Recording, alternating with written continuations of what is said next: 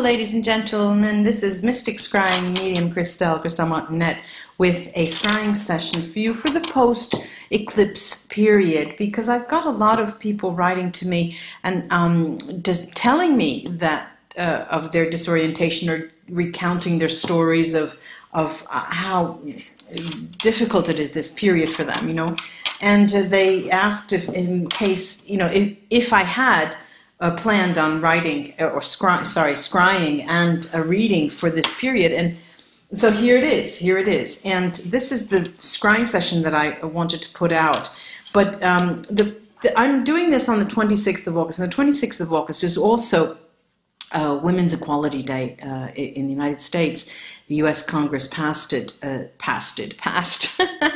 19th Amendment to the Constitution in 1920, granting full equal rights to women. And that is one. But there's also something called the Web Mistress Day, which is not what we might think. It commemorates women who work with web development, and they design, develop, they market, and they maintain websites. And this was founded in 2016 by a woman who did this job. And last but not least, it's Dog Day in the United States. So for all of you canine lovers and man's best friend, today is your day. But let me see what is going on. This is Adventurine. Adventurine. You can see that. You can see that. Yeah, it's quite a. You know, the first impression that I get when I put look at the gems, the stones, the crystals, is that I get the energy of this period. And I'm talking about I'm doing this on the 26th. The 26th to the end of the month, I'll be coming out with my monthly videos on my other YouTube channel. But this is prior to that, prior to the month of September. And the energy here is of a not destabilized. By no means there destabilization. There is a bit of being off balance, being disoriented, of course, but no destabilization. There's a lot of change going on here, and not only the change, but change in relation to someone else, change in relation to projects that you have with someone else, change in relation to if you're in a relationship, be it a business relationship or a romantic relationship. If you're in a relationship and have been for a while, you're going to take in review that project and see what you're going to feel like it's time for a change. Either you will be the enactor of change or someone else will, and it will cause you to have to review that contract, the notion of staying together. This is crystal quartz.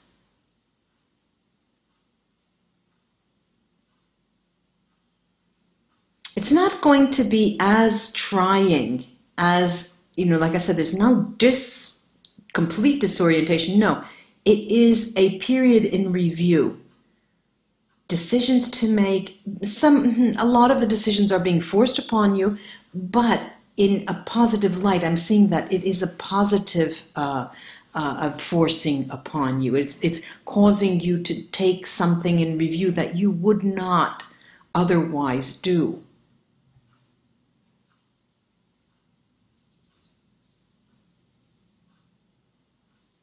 And it does, you know, it's always in relation to someone else. And I'm seeing it basically one party, if not a small select few, an inner circle, your family, your close friends or close relatives.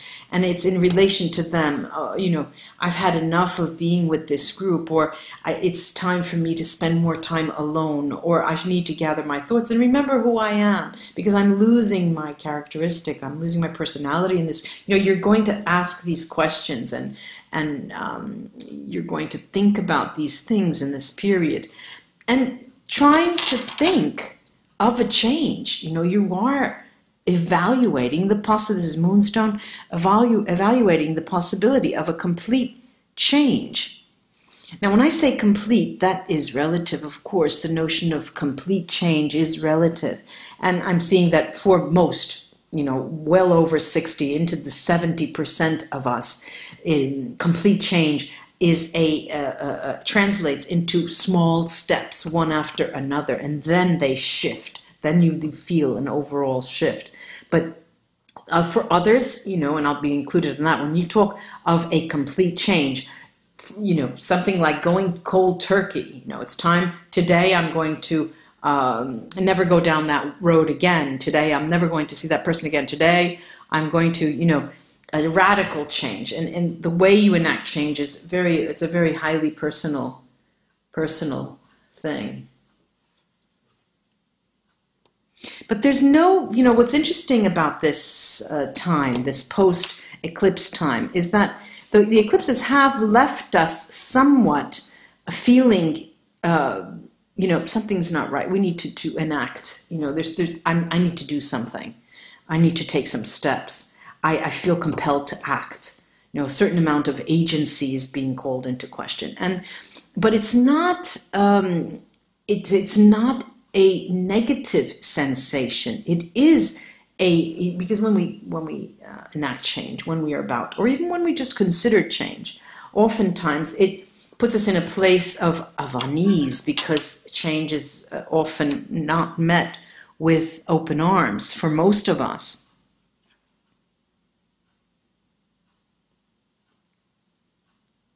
I just see a bunch of changes, a series of elements being put into place, in part by us and in part by others. And in part, again, constraints that are being not forced, but you see them. There are little boxes you have to walk through. And that's going to be the art of our personal change. This is Obsidian. This is Peacock Obsidian. It's like velvet.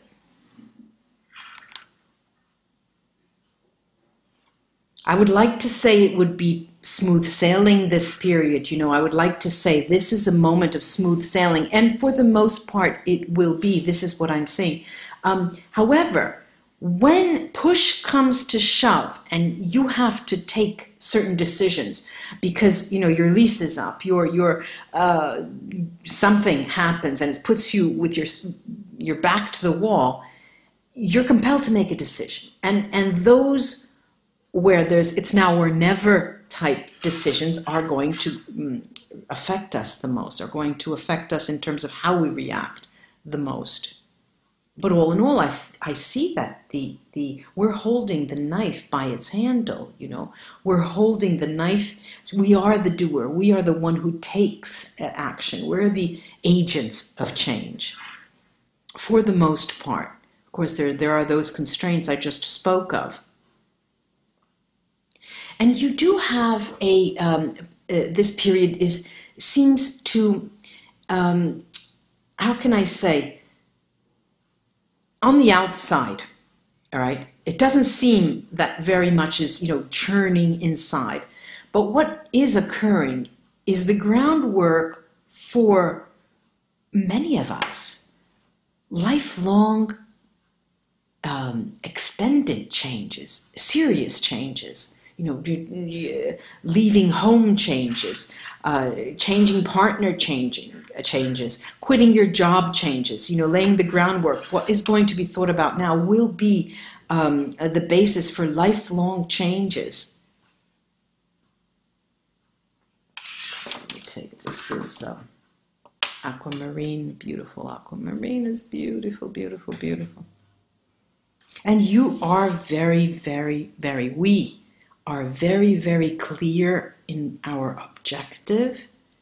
And the objective, it may not be anything else. Just as an example, I want to be freer. That's my objective. I want to have more free time. How can I do it? Does my partner take up? Well, am I leaning towards my partner to make him or her happy, and that's not freeing me up. It's taking up too much time. I want more free time. This is an example. Or I no longer want to be in a situation where I feel compelled, by responsibility. I do things out of responsibility. I do things out of obligation. I don't want to be obliged. I want to do things that I desire to do. So, you know, you're going to start thinking about how you can enact changes to make, even on a small basis. Like I said, many of us take small baby steps, but then they, you know, they afford us a reaping change, a swift, a sliding change, big shift. And I was starting to say before, and I got, you know, things come up, they come up so fast. You do this, and it's experienced as a first-hand, first-person phenomenon. But in truth, you're doing the actions, taking actions, affecting change in relation to others. In relation to specific others on the one hand, people that are very close to your partner, your business partner, your life partner, or other groups. You're part of a public service group, and you're, you know, taking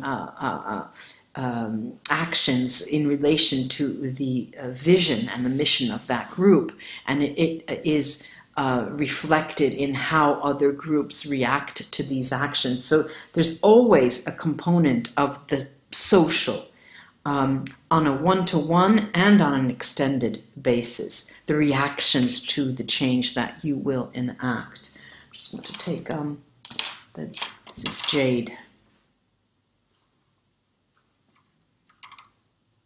Burman, from Burma.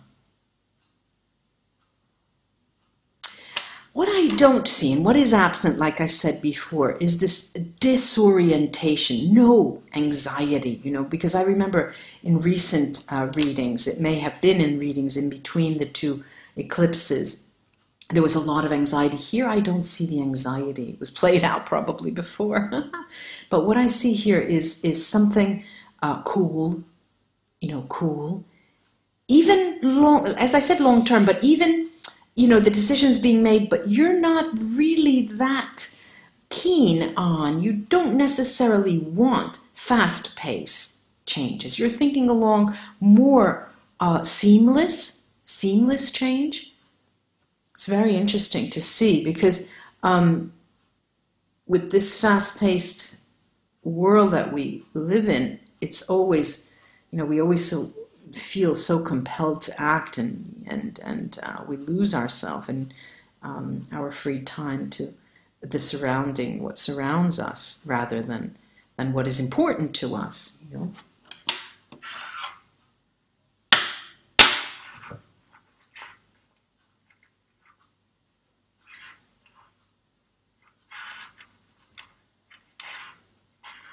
Labradorite, this is Labradorite.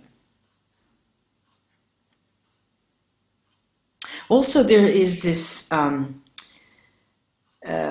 sensation that you're acting in isolation. We will generally have the sensation that we're acting in isolation in relation to our goals and our desires. And the stones are telling me that's not the case. What you do, and we do all have to remember this, is that anything we do affects everyone else. You know, we are one, remember, and our decisions then become much easier to take if we keep that in mind constantly. Perhaps one last lapis lazuli.